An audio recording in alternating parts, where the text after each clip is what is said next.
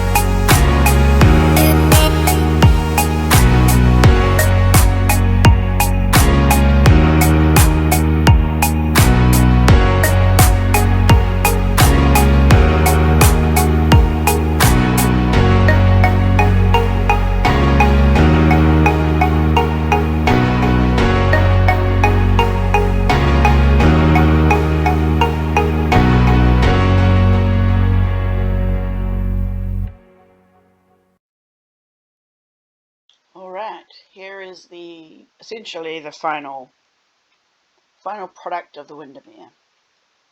I've filled in the background behind the windows.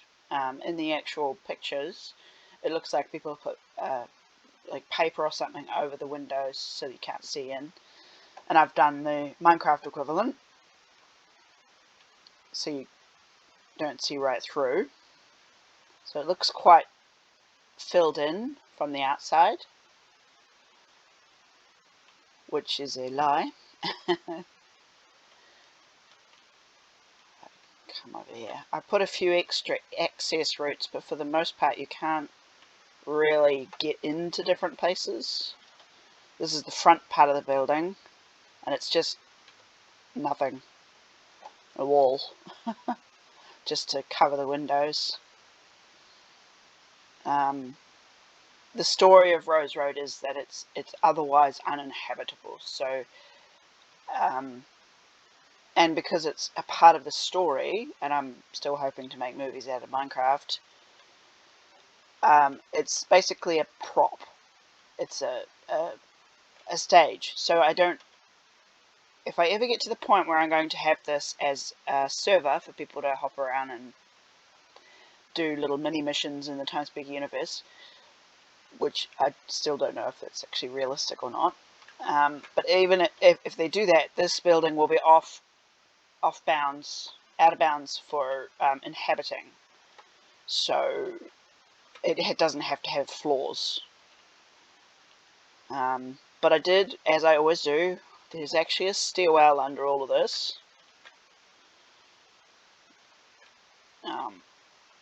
So, you know, that's cool.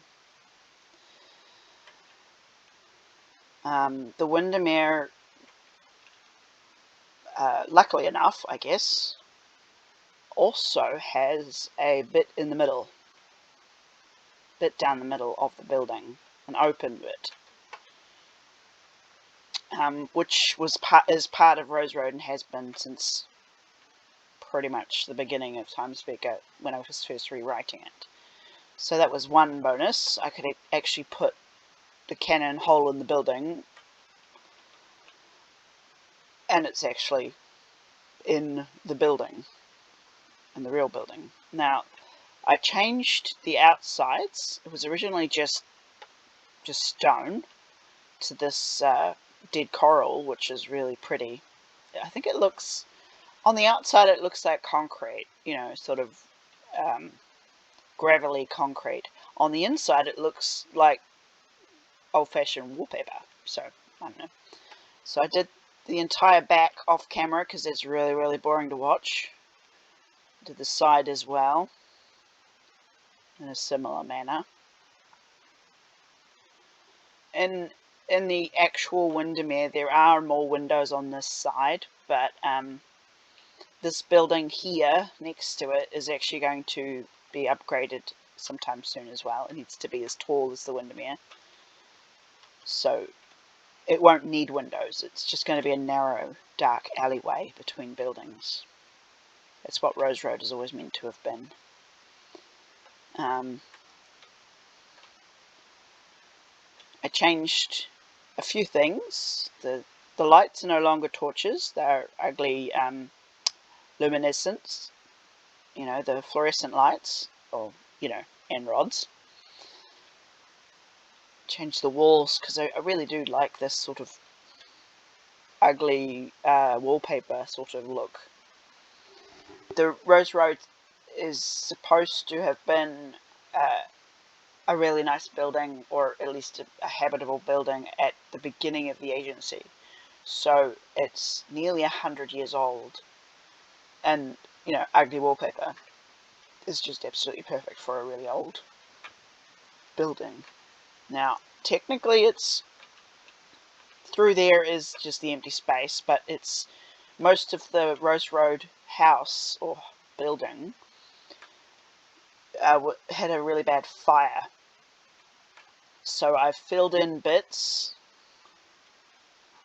so that the black stone looks like ash, essentially. It also blocks off the view from here of the windows, which you can see into the other side where there isn't any cover. So it's supposed to look like most things are burnt, although I still may take down the lights, the end rods, because it looks like, you know, the place is trash with ash and stuff, but, you know, the lights work. So I might take that down. But everything else on the inside, other than a meter, this bit here was already too big according to the story. So I brought that wall in 1 meter. Everything else is the way it was before. I have not moved my birdie back, but I do believe I have named it Stinky now. I think I did that a little while ago. So it's all otherwise the same. I will look at doing the interior later before I do any filming in this building for the story. So on the whole, I'm quite happy with it. Some of the details were fiddly, and I'm still grumbling about bits I don't like, but I believe that's quite normal when you're a creative. I do that with my writing.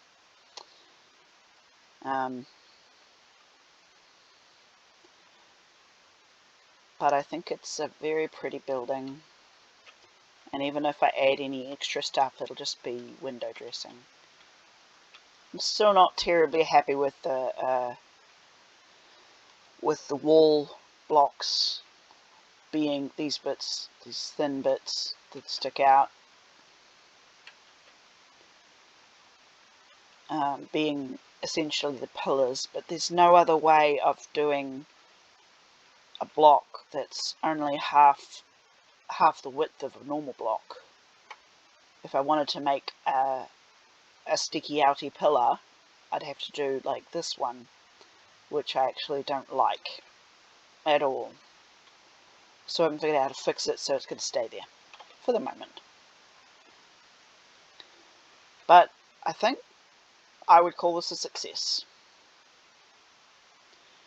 So I'm going to end part 2 with another montage of replay viewing, so you can see a less jolty view of the whole thing. But ara ni tasa.